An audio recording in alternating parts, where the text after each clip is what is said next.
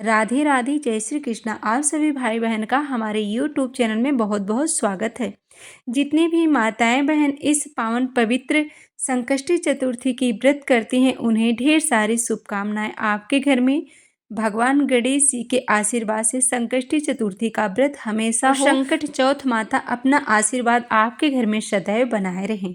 आज आपको इस छोटे से वीडियो में प्राप्त होगा संकट चौथ की व्रत कथा। जितने भी भाई बहन इस व्रत कथा को सुनते हैं, उनकी सभी मनोकामना पूरी होती है। संकट चौथ माता उनके घर में आशीर्वाद देती हैं और घर में भंडार भरा रहता है। कभी भी धन संपदा की कोई कमी नहीं आती है। आइए हम इस व्रत कथा को प्रारंभ करते हैं। व्रत कथा सुनने से पहले कमेंट में श्री गणेशाय नमः या संकट चौथ माता की जय हो जरूर लिखिएगा। एक शहर में देवरानी जेठानी रहती थी। जेठानी अमीर थी और देवरानी गरीब थी। देवरानी गणेश जी की भक्त थी। देवरानी का पति जंगल से लकड़ी काटकर बेचता था और अक्सर बीमार रहता था। देवरानी जेठानी के घर का सारा काम करती और बदले में जेठानी बचा हुआ खाना, पुराने कपड़े आदि दे देती थी। इसी से देवरानी का परिवार चल रहा था। माघ महीने में देवरानी ने तिल चौथ का व्रत किया। 5 आने का तिल गुड़ लाकर तिलकुटा बनाया। पूजा करके तिल चौथ की कथा सुनी और तिलकुटा छीके में रख दिया और सोचा कि चांद उगने पर पहले तिलकुटा, उसके बाद ही कुछ खाएंगे। कथा सुनकर उस जेठानी के यहाँ चली गई। वहाँ जाकर जेठानी के यहाँ खाना बनाई और बच्चों से खाना खाने के लिए कहा। तो बच्चे ने बोला कि माँ का व्रत है और माँ अभी भूखी है। जब तक माँ खाना नहीं खाएगी तब तक हम भी खाना नहीं खाएंगे। जेठ जी को खाना खाने को कहा तो जेठ जी बोले, मैं अकेला नहीं खाऊंगा, जब चांद निकलेगा तो सब साथ में ही खाना खाएंगे। तब जेठानी ने कहा कि आज तो अभी तक किसी ने खाना नहीं खाया है, तो तुम्हें खाना मैं कैसे दे दूं। तुम आज अपने घर चली जाओ और सुबह आकर बचा हुआ खाना ले जाना। देवरानी के घर पर पति बच्चे सब आस लगाए बैठे थे कि आज तो त्योहार है, इसलिए कुछ पकवान आदि खाने को मिलेगा। परंतु जब बच्चों को पता चला कि आज तो रोटी भी नहीं मिलेगी, तो बच्चे रोने लगे। उसके पति को भी बहुत गुस्सा आया। कहने लगा, सारा दिन काम करके भी 2 रोटी नहीं ला सकती तो काम क्यों करती हो। पति से गुस्से में आकर पत्नी को कपड़े धोकने से मारा। धोकना हाथ से छूट गया तो पाटे से मारा। वह बेचारी गणेश जी को याद करती हुई रोते रोते पानी पीकर सो गई। उस दिन गणेश जी देवरानी के सपने में आए और कहने लगे, धोकने मारी, पाटे मारी सो रही है या जाग रही है। वह बोली, कुछ सो रही हूँ, कुछ जाग रही हूँ। गणेश जी बोले, भूख लगी है, कुछ खाने को दे। देवरानी बोली, क्या दूँ, मेरे घर तो अन्न का एक दाना भी नहीं है। जेठानी का बचा हुआ खाना देती थी, आज वह भी नहीं मिला। पूजा का बचा हुआ तिलकुटा छीके में पड़ा है, वहीं खा लो। तिलकुटा खाने के बाद गणेश जी बोले, धोबने मारी पाटे मारी निपटाई लगी है, कहाँ निपटी। उसने बोली कि इतना बड़ा घर है, सारा घर खुला पड़ा हुआ है, आपको जहाँ भी निपटना हो आप वहाँ पर निपट ले। फिर गणेश जी बच्चे की तरह बोले कि अब कहाँ पहुँचूँ, नींद में मग्न। अब देवरानी को बहुत गुस्सा आया कि कब से तंग किए जा रहे हैं, सो बोली, मेरे सर पर पोंछ लो। और कहाँ पोंछोगे। सुबह जब देवरानी उठी तो यह देखकर हैरान रह गई कि पूरा घर हीरे मोती से जगमगा रहा है। सिर पर जहाँ विनायक जी पोंछनी कर गए थे, वहाँ हीरे के टीके व बिंदी जगमगा रहे थे। उस दिन देवरानी जेठानी के यहाँ काम करने नहीं गई।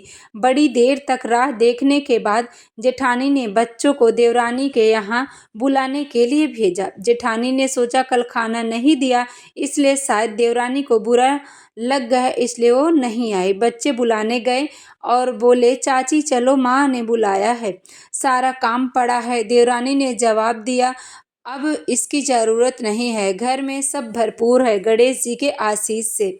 बच्चों ने घर जाकर माँ को बताया कि चाची का तो पूरा घर हीरे मोतियों से जगमगा रहा है। जेठानी दौड़ती हुई देवरानी के पास आई और पूछा कि यह सब कैसे हुआ। देवरानी ने उसके साथ जो हुआ सब कह डाला।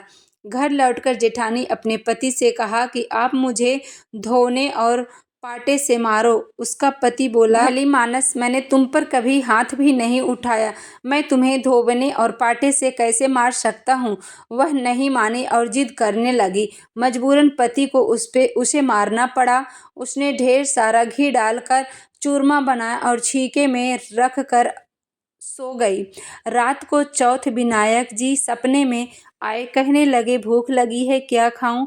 जेठानी ने कहा, हे गणेश जी महाराज, मेरी देवरानी के यहाँ तो आपने सूखा तिलकुट्टा खाया था, मैंने तो झरते घी का चूरमा बनाकर आपके लिए झीके में रखा है, फल और मेवे भी रखे हैं, जो चाहो खा लीजिए। बाल स्वरूप गणेश जी बोले, अब निपटे कहाँ। जेठानी बोली, उसके यहाँ तो टूटी फूटी झोपड़ी थी, मेरे यहाँ तो कंचन के महल हैं, जहाँ चाहो निपट जाओ। गणेश जी ने पूछा, अब पोछूं कहाँ। जेठानी बोली, मेरे लाट पर बड़ी सी बिंदी लगाकर पोछ लो। धन की भूखी जेठानी सुबह सुबह जल्दी उठ गई। सोचा घर हीरे जवाहरात से भर चुका होगा, पर देखा तो पूरे घर में गंदगी फैली थी, तेज बदबू आ रही थी। उसके सिर पर भी बहुत सी गंदगी लगी हुई थी। उसने कहा, हे गणेश जी महाराज, आप यह क्या किया। मुझसे रूठे और देवरानी पर टूटे। जेठानी ने घर और की सफाई करने की बहुत सी कोशिश करी, परंतु गंदगी और ज़्यादा फैलती गई। जेठानी के पति को मालूम चला तो वह भी गुस्सा हुआ और बोला, तेरे पास इतना सब कुछ था, फिर भी तेरा मन नहीं भरा। परेशान होकर चौथ के गणेश जी से मदद की विनती करने लगी। गणेश जी ने कहा, देवरानी से जलन के कारण तूने जो किया, यह उसी का फल है। अब तू अपने धन में से आधा उसे देगी, तभी यह सारा साफ होगा। उसने आधा धन बांट दिया, किंतु मोहरों की एक हांडी चूल्हे के नीचे गाड़ रखी थी। उसने सोचा कि किसी को पता नहीं चलेगा, और उसने उस धन को नहीं बांटा। उसने कहा, हे श्री गणेश जी, अब तो अपना यह समेटो। वो बोले, पहले चूल्हे के नीचे गाड़ी हुई मोहरों को हांडी सहित ताक में रखी हुई सुई के भी 2 हिस्से कर कर इस प्रकार गजानन ने बाल स्वरूप में आकर सुई जैसी छोटी चीज का भी बंटवारा किया और अपनी माया समेटी। हे गणेश जी महाराज, जैसे आपने देवरानी पर कृपा की, वैसे ही सब पर कृपा करना। कहानी कहने वाले, सुनने वाले, सुनाने वाले, अहंकार भरने वाले सब पर कृपा करना, लेकिन जेठानी को जैसी सजा दी वैसी सजा किसी को मत देना। तो आज की चौथ माता की व्रत कथा समाप्त हुई। इस कथा को सुनने के बाद आपको आरती करनी चाहिए और आपकी जो भी मनोकामना है उसके लिए प्रार्थना करनी चाहिए। वीडियो अच्छी लगे तो लाइक ज़रूर करें, चैनल को सब्सक्राइब करें, कमेंट में राधे राधे श्री गणेशाय नमः ज़रूर लिखें।